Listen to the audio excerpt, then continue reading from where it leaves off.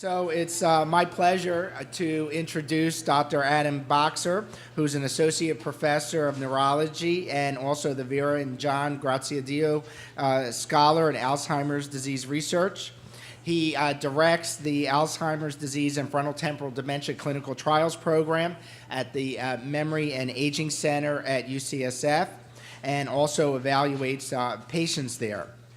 He is the lead principal investigator of the Memantine-Namenda trial, which is going to be conducted with patients with frontotemporal dementia. So he's leading that first effort there.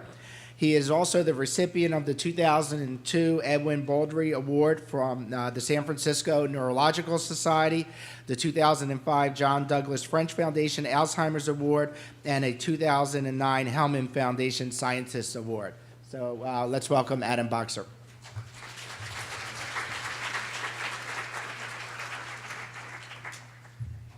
So I wanted to thank Frank and everyone here down at UCI and the Alzheimer's Association for inviting me to speak. It's really a great honor, and you have a beautiful and very successful organization down here. So I'm going to switch gears a little bit, and I'm going to talk to you about a different type of dementia, frontotemporal dementia. Before I start, I just want to go over my disclosure. So most of my work is funded by the NIH and private foundations, but I also have research support from a number of drug companies and have done some consulting for drug companies, and you can read that here. So these are sort of some of the main points that I want to make today. I'm going to talk about one form, which is the most common form of frontotemporal degeneration, called frontotemporal dementia. And I think some of the key points are that this is a really common form of dementia in people who are younger, so who are less than 65 years old when they first have symptoms. And unlike Alzheimer's disease, really the core of this syndrome is behavior and changes in social function. And there are also a number of different syndromes that involve language, and Dr. Gorno-Tempini, who will be speaking later, will be speaking more about those syndromes. We also know that frontotemporal dementia is really pathologically, molecularly different than Alzheimer's disease. This is not a disease of amyloid. This is a disease of tau or another protein called TDP-43 in most cases. And we think that because we know this molecular pathology quite well, that this may allow us to develop new therapies for these diseases, and that these therapies may find use in Alzheimer's disease and other more common forms of neurodegeneration. So we know that FTD overlaps with Lou Gehrig's disease, with other forms of tau-related degeneration. Some people call them atypical Parkinson's diseases. And also, we're learning more and more that there's an overlap with chronic traumatic encephalopathy, or the diseases that we see in football players or boxers or people coming home from the war with chronic traumatic injuries, and that involves the tau protein. And what I'm going to tell you is there are no approved medical therapies for FTD, but we're hard at work on them, and we're very optimistic about the future.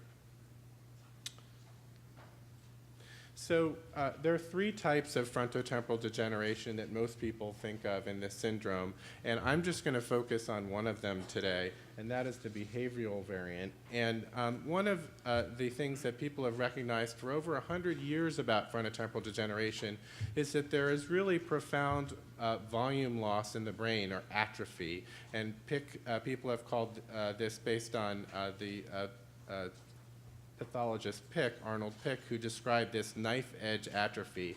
And you can see in the behavioral variant of FTD, there's on the right side of the brain, there's really a huge loss of tissue. And this, we think, is directly related to the symptoms of the disease. And Dr. Gorno-Tempini, again, will be talking about the language variants that have much more involvement on the left side of the brain.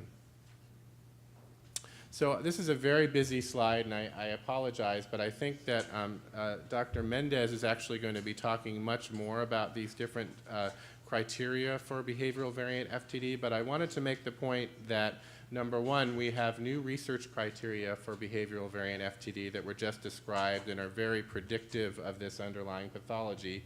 And what they really focus on, unlike Alzheimer's disease, is they focus on behavior, apathy, loss of sympathy or empathy, changes in diet, so altered food preferences, increased eating sweets, and perseverative, stereotyped, or compulsive, or ritualistic behaviors. And these are really what the first and most prominent symptoms are in FTD. So you're not hearing about memory, you're not, in these patients, you're really hearing about personality and social interaction changes.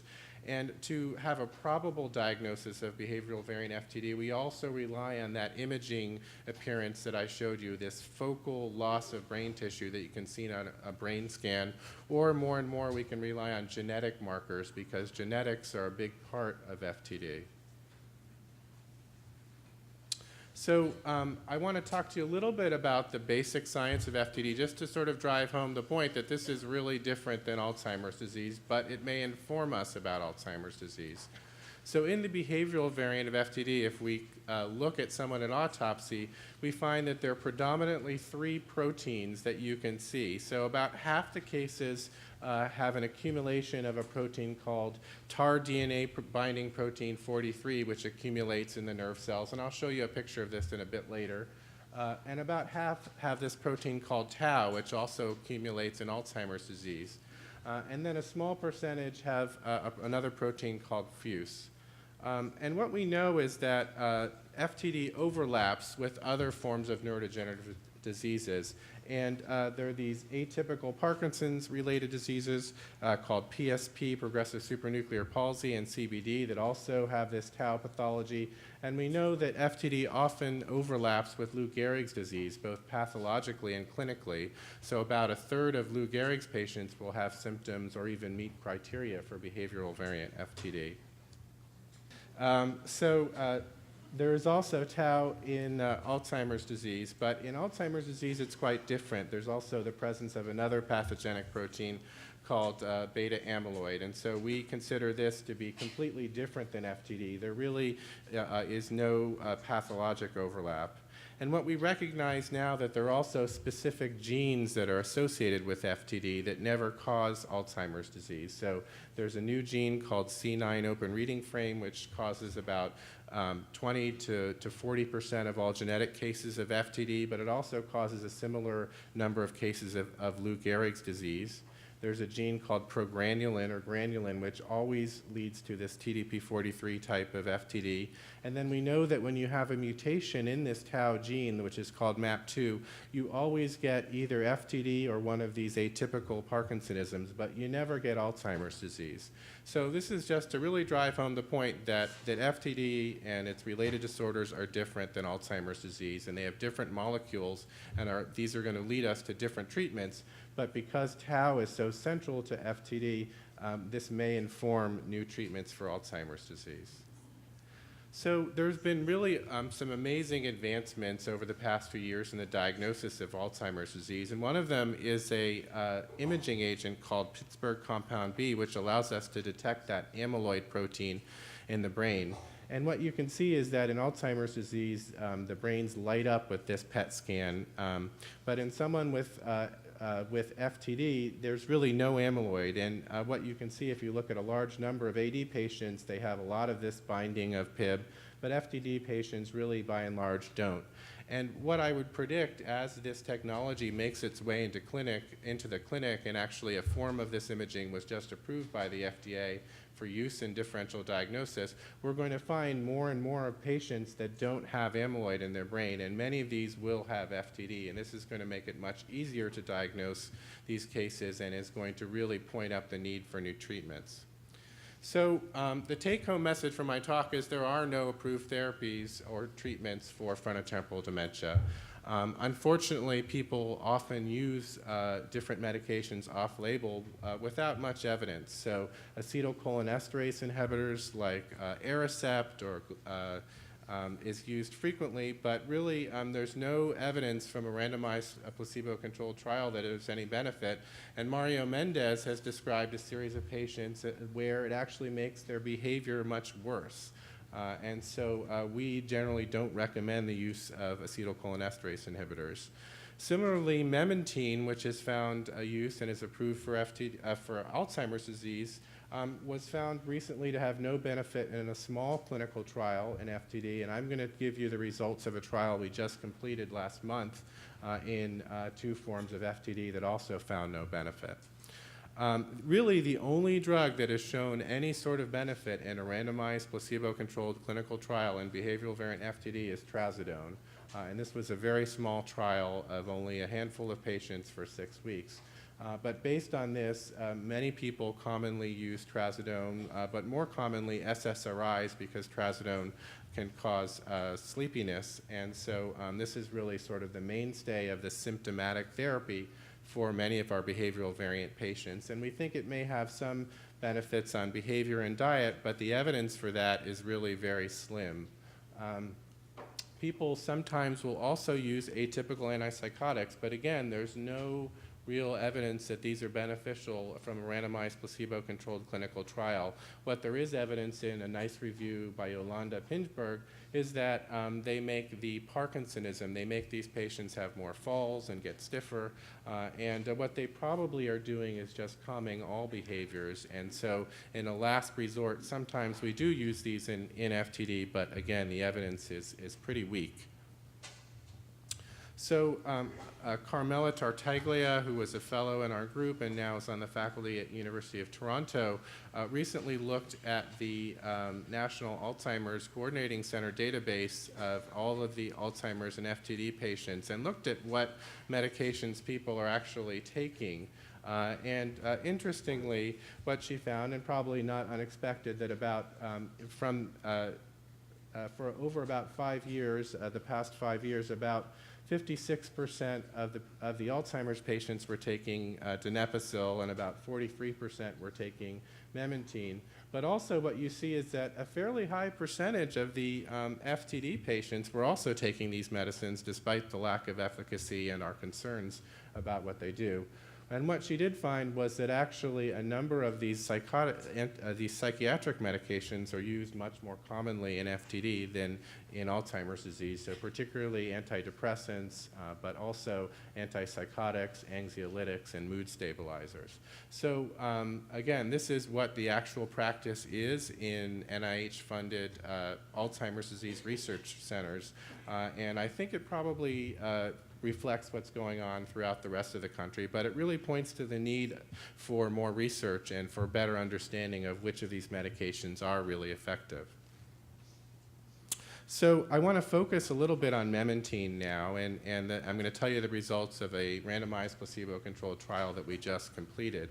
And we focused on memantine because we know it's used a lot in FTD, and there's a general thinking based on no real evidence that it might be helpful, but there is actually a scientific rationale for using memantine in FTD, and that is that memantine is thought to target NMDA receptors. NMDA stands for an N-methyl D-aspartate, and this is a picture of a synapse between 2 neurons, and this is glutamate being released from the presynaptic cell into the postsynaptic cell onto this NMDA receptor.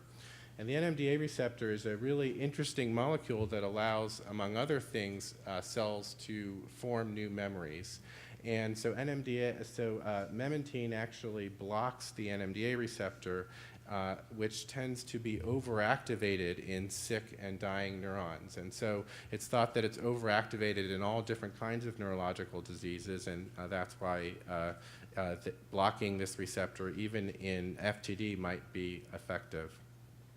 So I think, as Lon Schneider mentioned earlier, there's been a lot of work in memantine and Alzheimer's disease, and it's been shown to be efficacious for mild Alzheimer's, not efficacious for mild Alzheimer's, but and is approved for only moderate and severe Alzheimer's, and it appears to have some benefits on behavior in Alzheimer's patients, and there's some recent evidence that it may also help behavior in Parkinson's disease-related dementia, and some questionable benefit in vascular dementia.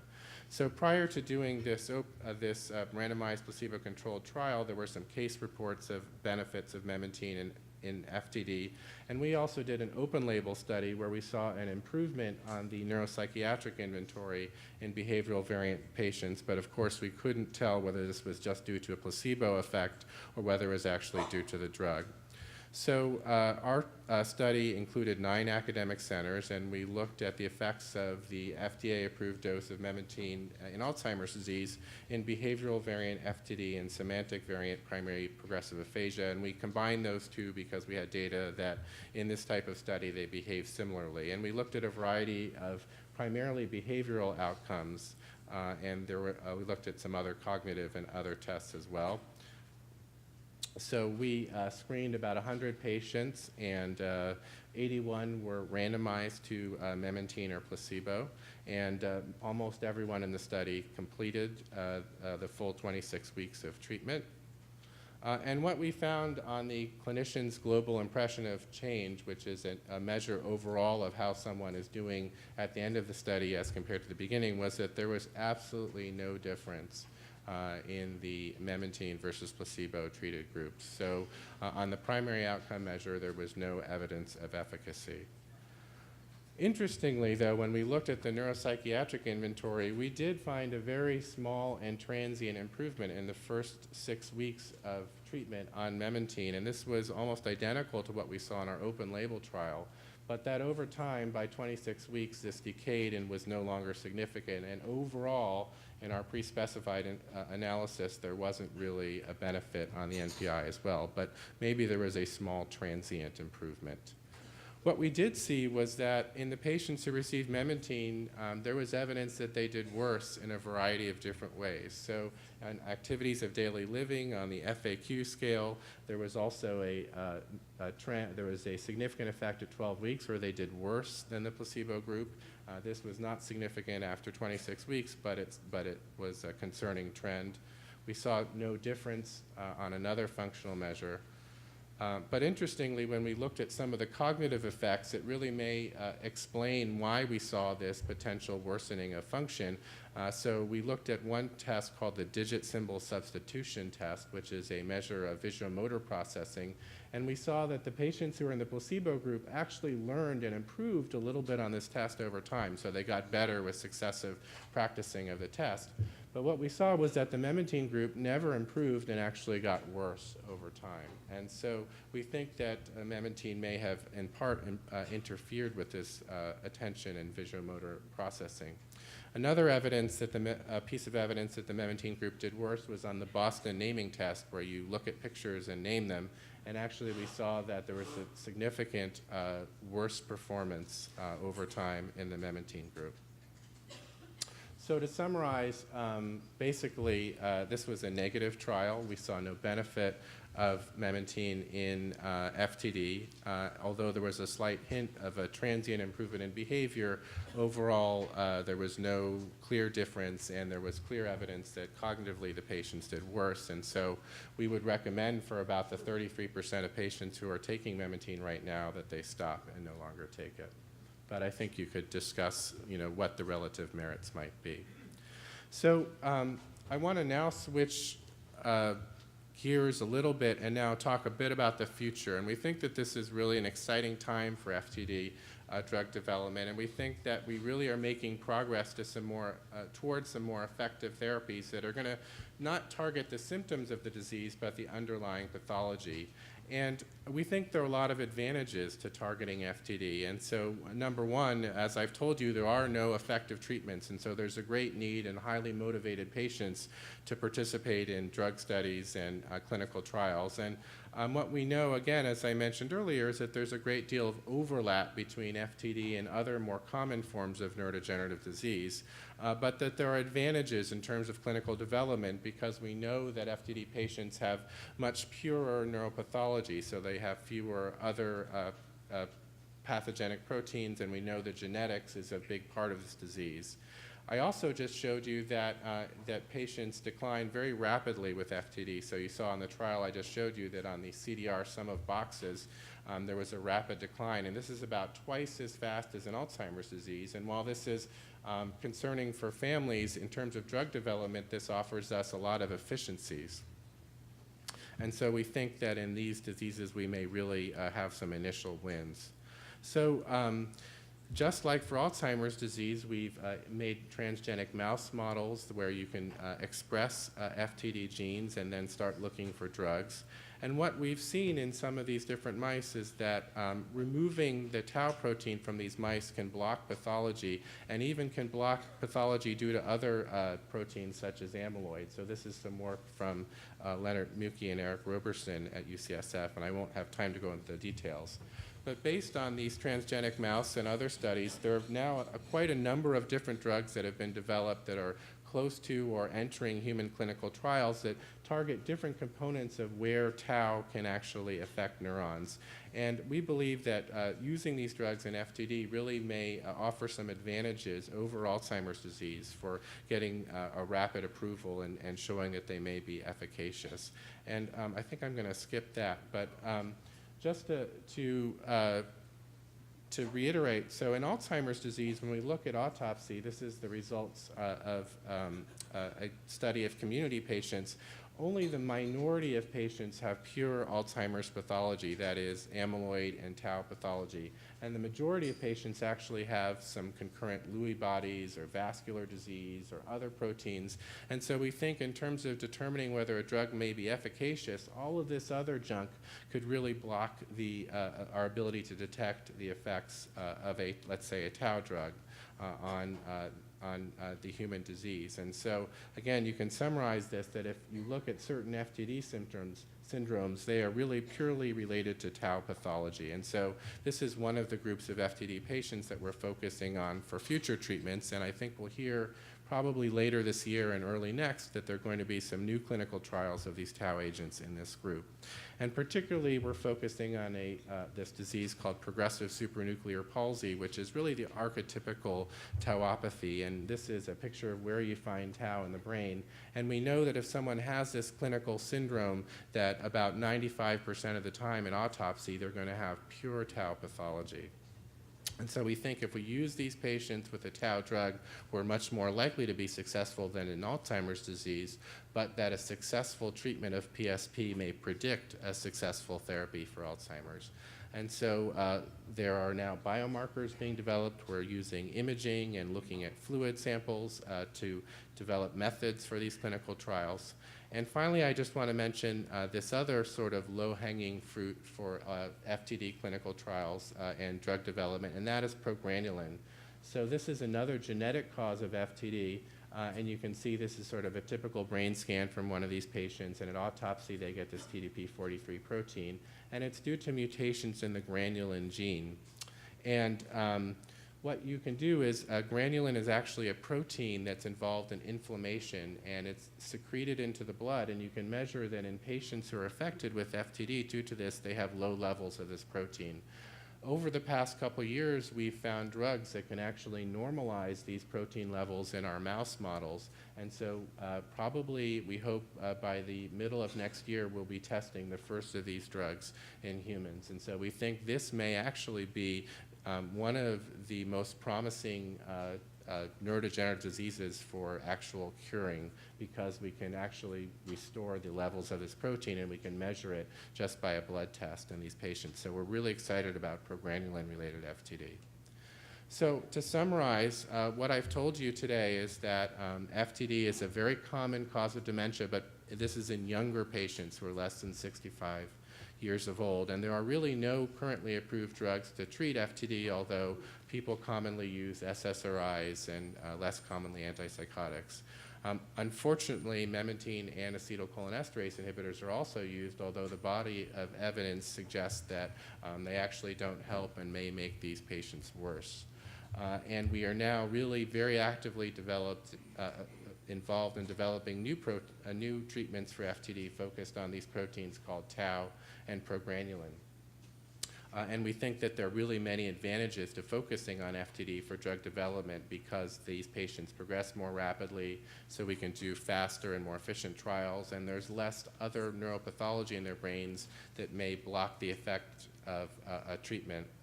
And finally, we think particularly of all of the forms of FTD, that FTD related to progranulin may really be one of the easiest forms of neurodegenerative dementia to cure, because we could just restore the progranulin levels, and that might be sufficient. And so over the next couple of years, we're going to see really, I think, an explosion of new biomarker studies and clinical trials in FTD, and I think we're very hopeful for the future. So thank you, and I wanted to acknowledge the members of our memantine study group, the FTD treatment study group as well, who's been involved in a lot of this work, and some of the other people in our group. Thank you.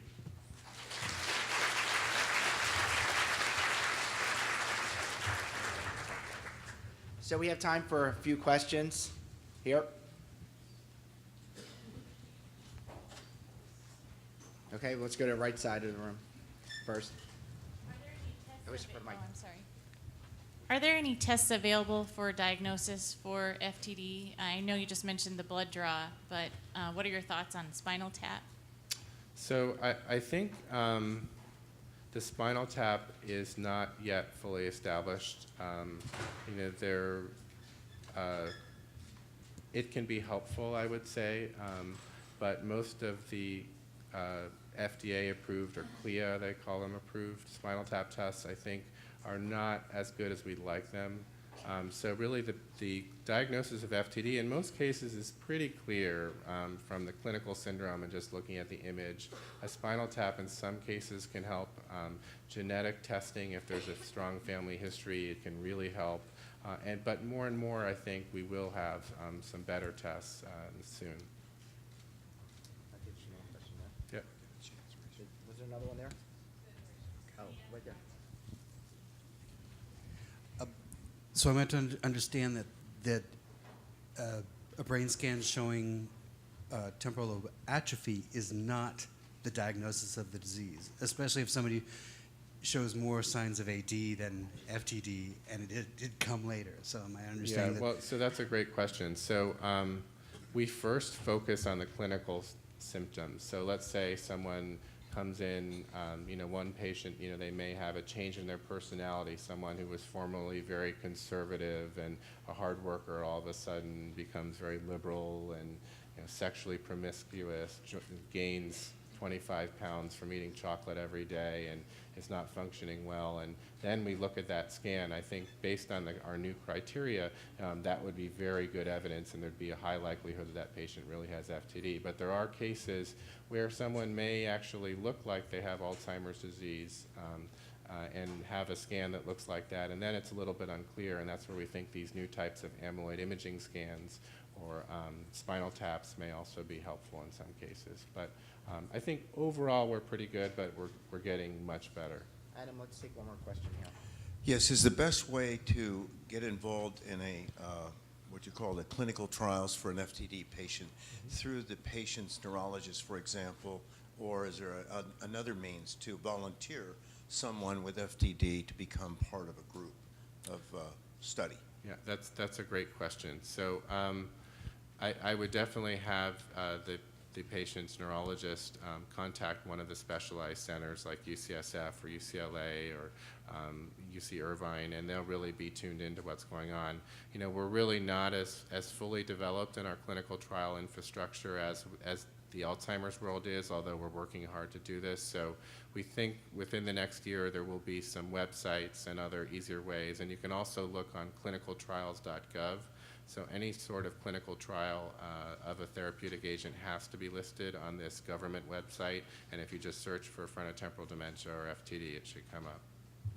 Thanks, Adam. That's great. So thank you. That was a great talk.